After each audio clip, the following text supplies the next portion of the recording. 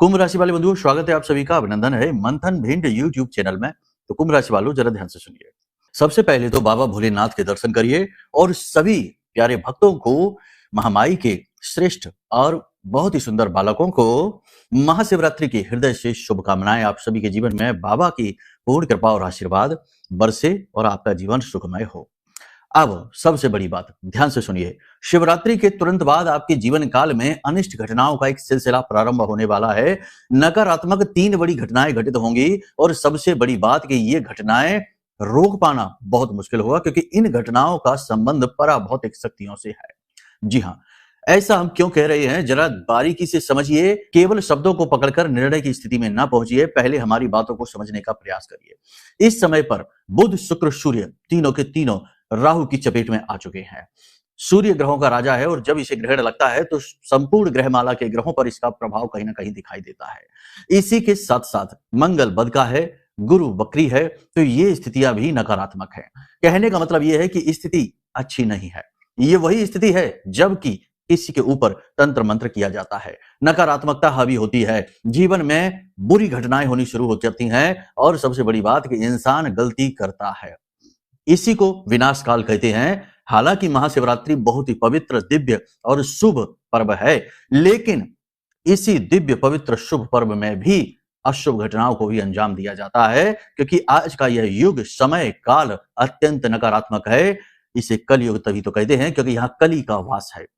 अपनों में ही शत्रु छुपे हैं, अपने ही दुश्मन बन बैठे हैं। बाहर वालों से भय नहीं, अपनों से ही सबसे ज्यादा भय है। और ये तो इतिहास उठाकर देखो, हमारे धर्म शास्त्र उठाकर देखो, कहानियां भरी पड़ी है। अपनों ने ही अपनों का सबसे अधिक नुकसान किया है, फिर चाहे रामायण हो चाहे महाभारत हो। अब यहां पर सोचने वाली बात यह है कि फिर आप क्या करें, कैसे करें। सारी बातें आपको हम विस्तार से समझाने जा रहे हैं। बिल्कुल घबराने की आवश्यकता नहीं है। शांति के साथ, सुकून के साथ इस कार्यक्रम को अंत तक देखना है। महाशिवरात्रि के बाद आपको सबसे पहला काम यह करना है कि अपने घर को कीलित कर देना है। जी हां, अपने घर का बंधन स्वयं ही कर देना है।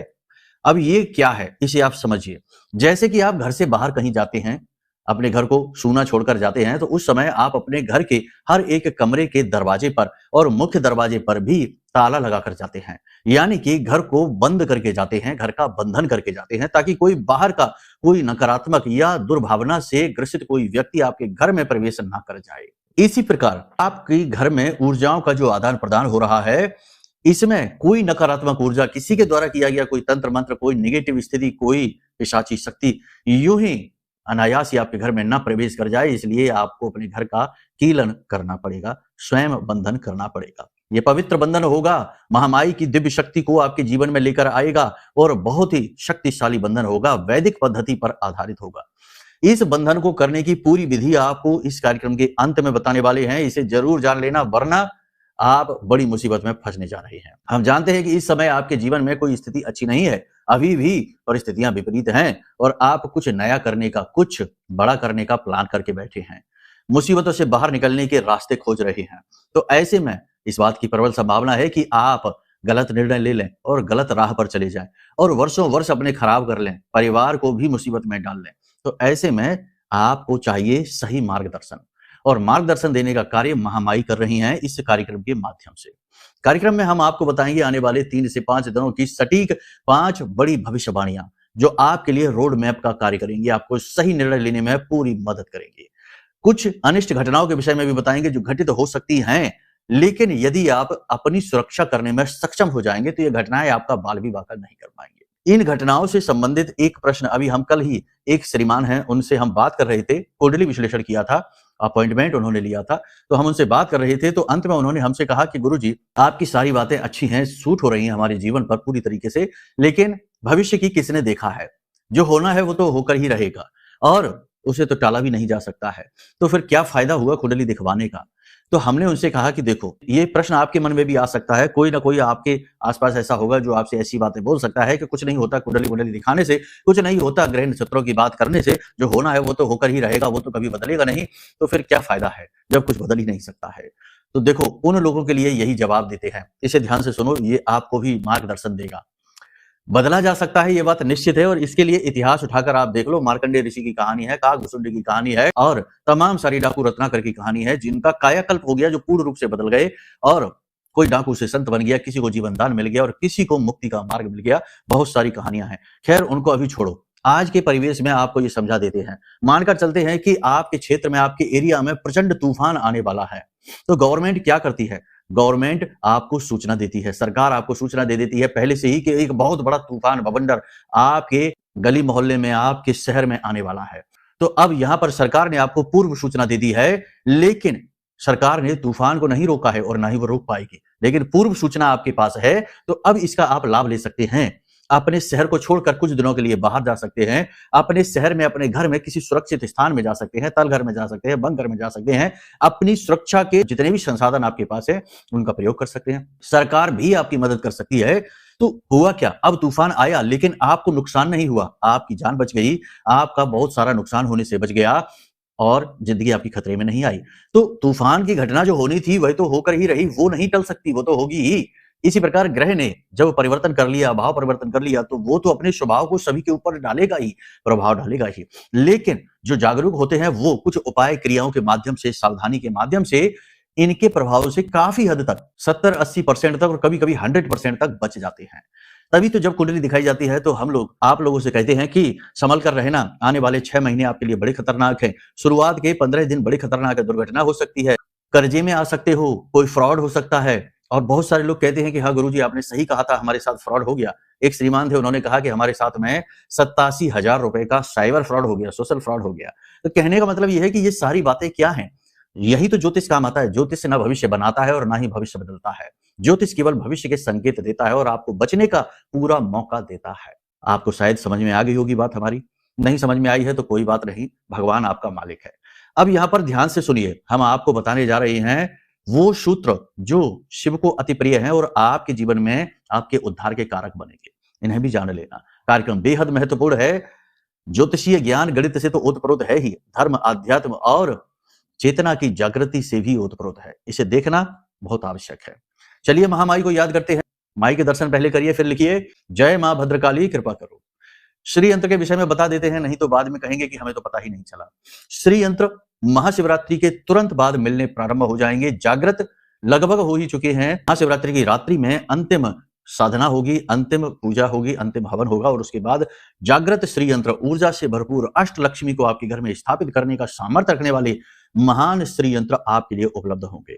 आप चाहें तो इन्हें मंगवा सकते हैं, बहुत ही सीमित संख्या में है। संख्या समाप्त होने से पहले मंगवा लीजिए, नहीं तो फिर बाद में कहेंगे कि गुरुजी हमको नहीं मिल पाया। और ये इतना आसान भी नहीं है, इसमें लंबी प्रक्रिया लगती है, कई दिनों और कभी कभी महीनों का समय भी लग जाता है, क्योंकि एक निश्चित मंत्र संख्या तक पहुंचना पड़ता है, तब ये जागृत होते हैं। तो सारी बात खुलकर नहीं बता सकते, लेकिन आप समझ सकते हैं कि ये क्या है और कैसे है। तो आप चाहें तो इसे मंगवा सकते हैं, अभी ये आपके लिए उपलब्ध है। ठीक है। अधिक जानकारी के लिए वीडियो में नंबर है, जो धाम के नंबर है हमने जारी कर रखी है, इन पर फोन करिए, आपको सब कुछ बता दिया जाएगा। लेकिन समय रहेगा फोन करने का 10 बजे से लेके और शाम के 4 बजे के बीच। अब आधी रात को फोन न लगाना, नहीं तो कहेंगे गुरुजी फोन ही नहीं उठाते हैं। ठीक है, सारी बात यहां तक समझ ली आपने। अब अपने मूल विषय को शुरू करते हैं। बात करते हैं 5 बड़ी भविष्यवाणियों की। जय माई की। बंधुओं, ज्योतिष और तंत्र विद्या के क्षेत्र में आचार्य अमित एक जाना माना नाम है। पूज्य गुरुदेव के साधनाओं और ज्योतिष विद्या के अनुभव बेहद दिव्य है। जी हाँ, पूज्य गुरुदेव ने जिसकी भी कुंडली का विश्लेषण किया और कुंडली के अनुसार उसे सटीक उपाय व महामाई माँ बगलामुखी की विशेष कृपा दी, उसके जीवन में सकारात्मक बदलाव तो आ ही है। फिर चाहे समस्या कितनी ही कठिन क्यों ना हो, समाधान तो अवश्य हुआ है। अब ऐसे में यदि आप भी अपने जीवन की किसी बड़ी समस्या से जूझ रहे हैं, जैसे कि कर्जा बढ़ता ही जा रहा है, काम धंधा और व्यापार सब रुक चुका है, रिश्ते नातों में तनाव हद से ज्यादा बढ़ गया है, पूरा जीवन ही नकारात्मकताओं से भर गया है, तो ऐसे में यही सही समय है जब आप श्रेष्ठ गुरु से मार्गदर्शन प्राप्त करें और जीवन के अंधकार को समाप्त कर दिव्य प्रकाश की ओर कदम बढ़ाएं। वीडियो में दिए गए नंबरों पर तुरंत संपर्क करिए और अपनी कुंडली का विश्लेषण व समाधान पूज्य गुरुदेव के द्वारा करवा लीजिए। देर ना करें, आपके देवी देवताओं के आशीर्वाद से ये मौका खुद चलकर आपके पास आया है, इसे गंवाना नहीं है। अभी फोन करें और गुरुदेव से मार्गदर्शन प्राप्त करें। महामाई आपका कल्याण करें। धन्यवाद। देखो, सबसे पहली बात कि महाशिवरात्रि के तुरंत बाद आपको क्या करना है। पहले तो महाशिवरात्रि के तुरंत बाद आपको अपने घर का कीलन करना है, ये याद रखिए। भविष्यवाणियों की बात करें तो आप कुछ नया, कुछ बड़ा प्रयोग करना चाहते हैं अपने जीवन में, व्यापार में बदलाव करना चाहते हैं। कुछ लोग हैं जो नौकरी कर रहे हैं, नौकरी में ही बड़ा परिवर्तन करने के बारे में सोच रहे हैं, तो इस समय और काल पर ठहर जाइए, ये समय आपको सपोर्ट नहीं कर रहा है। बड़े फैसले, गंभीर फैसले इस समय और काल पर ना लीजिए, थोड़ा सा इन्हें टाल दीजिए। इसी के साथ साथ सबसे महत्वपूर्ण बात यह है कि कोई भी बड़ा इन्वेस्टमेंट इस समय पर आप ना करिए। जैसे होता है ना, बहुत सारे लोग कहते हैं, हमसे भी पूछते हैं कि गुरुजी ये समय कैसा है, आप हमें बताइए, हम एक नया प्लान शुरू करने वाले हैं, बड़ा इन्वेस्टमेंट है, बहुत मोटी रकम खर्च करने जा रही है। नहीं, हम रोक देते हैं, इस समय पर नहीं करिए। परिवार का वातावरण थोड़ा-सा तनावपूर्ण रह सकता है, किसी बात को लेकर अनबन हो सकती है, घर के बड़े-बुजुर्ग आपको सपोर्ट नहीं करेंगे, वो आपके खिलाफ नज़र आएँगे। घर की स्त्री, बुजुर्ग सदस्य, संभावित है कि आपकी माँ की सेहत खराब हो सकती है, स्वास्थ्य को लेकर परेशानी हो सकती है, हड्डियों में दर्द, जोड़ों में दर्द और बुखार की समस्या उनको हो सकती है। गुप्त रोग आपको परेशान कर सकते हैं इस समय पर, तो थोड़ा-सा इसके लिए आप संभल कर रहना है। किसी प्रकार की धार्मिक यात्रा पर आप जाने की प्लानिंग कर सकते हैं, जा भी सकते हैं, जो कि बहुत अच्छी बात होगी। बच्चों का मन पढ़ाई में नहीं लगेगा, इधर-उधर की बातों में मन भटकेगा। पढ़ाई में बच्चों के मन को लाना मेहनत के काम होगा, चैलेंजिंग काम होगा आपके लिए। बच्चों की शिकायतें भी आ सकती हैं। कई लोग आपके खिलाफ षड्यंत्र करते नजर आएँगे और आपको ये बात का एहसास भी रहेगा कि यह व्यक्ति आपको पसंद नहीं कर रहा है, आपके खिलाफ साजिशें कर रहा है, षड्यंत्र कर रहा है। आपको सतर्क रहने की आवश्यकता है। कार्यस्थल पर वातावरण आपके प्रतिकूल ही दिखाई देगा। उच्च अधिकारी भी आपकी बात सुनेंगे नहीं और आपको ऐसा लगेगा जैसे कि आपका किया धरा सब कुछ बेकार होता जा रहा है। ना तो मेहनत का फल मिल रहा है और ना ही आपके काम का क्रेडिट ही आपको मिल पा रहा है। किसी भी व्यक्ति के उलझे हुए मामले को सुलझाने का प्रयास ना करें, किसी के साथ जरूरत से ज्यादा अच्छा बनने की कोशिश ना करें, आपकी अच्छाई का फायदा उठाया जा सकता है। किसी को भी अपनी गुप्त बातें, अपने मन की बातें बताने की आवश्यकता नहीं है। समझेगा तो कोई नहीं, लेकिन फायदा बहुत सारे लोग उठाने का प्रयास करेंगे। किसी नए संबंध में इस समय और काल पर आना ठीक नहीं। जैसे प्रेम संबंध में किसी के प्रति आकर्षित होते हैं, मन में भाव जागते हैं, लेकिन इतनी जल्दी रिश्ते की शुरुआत ना करें, यह जोखिमपूर्ण हो सकता है।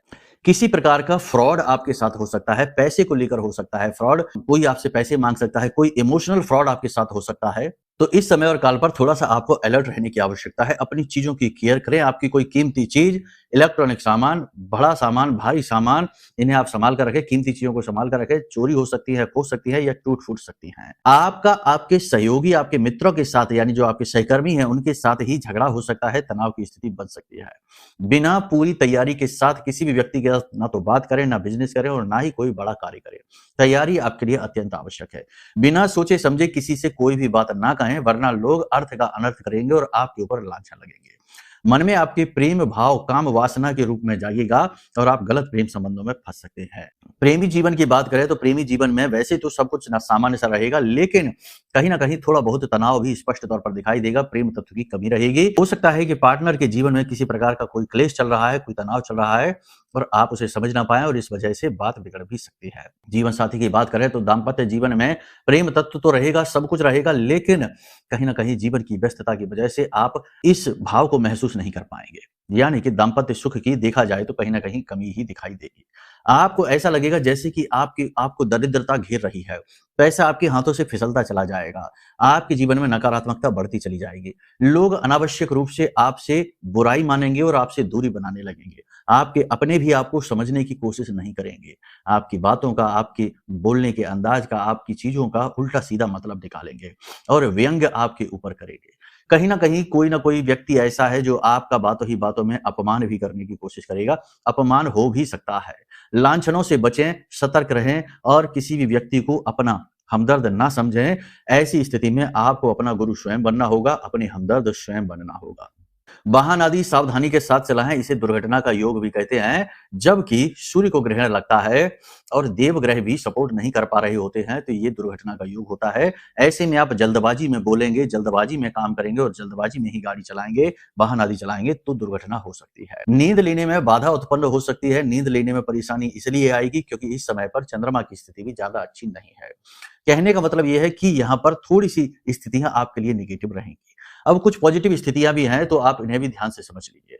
सबसे बड़ी पॉजिटिव स्थिति यह है कि आपको किसी का मार्गदर्शन मिल जाएगा, धर्म का साथ मिलेगा, भगवान की यानी देवी देवताओं की अनुभूतियां आपको होगी और अंदर से आपके आत्मविश्वास जागेगा। परिस्थितियां भले ही विपरीत हो, लेकिन आप अंतर मन में आत्मविश्वास से भरी रहेंगे और आपको ये पता है कि आज नहीं तो कल आप सिचुएशन को अपने कंट्रोल में कर ही लेंगे। अब सबसे बड़ी बात है यहाँ पर कि किसी भी चीज के लिए मन में लालच उत्पन्न ना करें और किसी भी व्यक्ति के ऊपर अपनी शक्ति का दुरुपयोग ना करें और किसी के ऊपर हावी होने की कोशिश ना करें। वाणी पर पूर्ण नियंत्रण रखें। जितना हो सके उतना जरूरत भर का ही लोगों के साथ बात करें, उतनी ही बोलें जितनी की आवश्यकता है। और सबसे बड़ी बात यह है कि अपनी भावनाओं पर नियंत्रण रखने की कोशिश करें।